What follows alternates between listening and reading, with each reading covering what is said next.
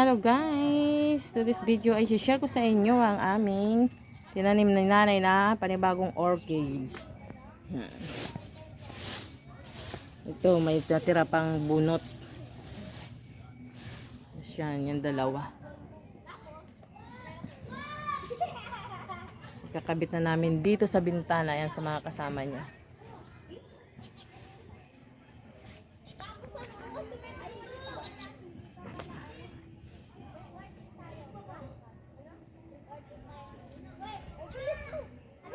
Tatalian na lang namin. Isa lang na, tag-isa. Parang isa is true. Ayan, pagkatapos naming himayan yung bunot, nilagay namin sa orchids. Pagkatapos naming nilagay yung bunot sa orchids, ayan, nilagay na namin dyan sa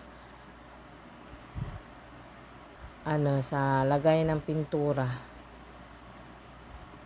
Tapos nalagyan ko na siya ng tali. Medyo nahirapan po ako magpalusot ng tali din sa butas kasi nga may bunot na siya. Dapat pala kanina pa lang, yung wala pang laman, nilagay ko na yung tali. Isasabit ko kasi siya sa grills ng aming bintana.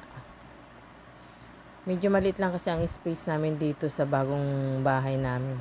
Wala kasi siyang taas. Hindi katulad dun sa kabilang bahay na nalisan namin, may malaki yung terrace namin, tapos may second floor. Tapos yung dito, yung mga halaman ko sapul na sapul sa araw dahil nga nasa bandang lubugan kami ng araw. Ayan, sinasabit ko na yung nilalagay ko na yung yung orchids ko sa grills. Napapansin nyo, punong-puno na yung grills ko ng mga orchids. Puro ganyan lang ang nilagyan ko. Sa paso kasi mabilis siyang mabulok. Ayan, sa basyo ng ng pintura, medyo matibay siya sa initan. Mainit kasi dito sa Naik.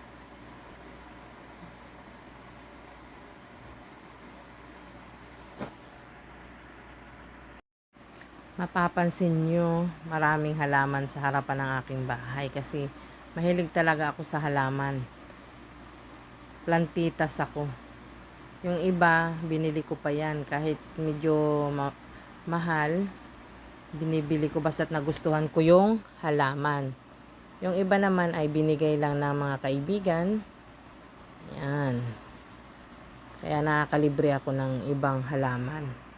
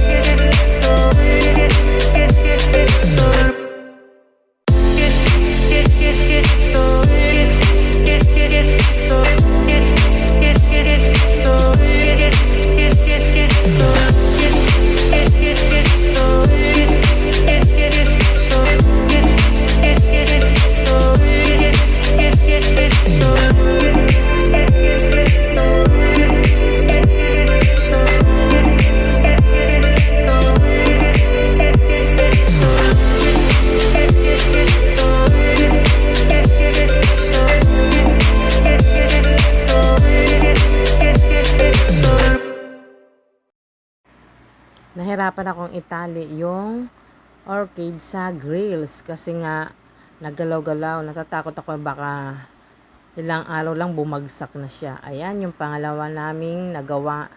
Dalawa kasi yung nagawa namin ni nanay. Pinuto namin yung iba.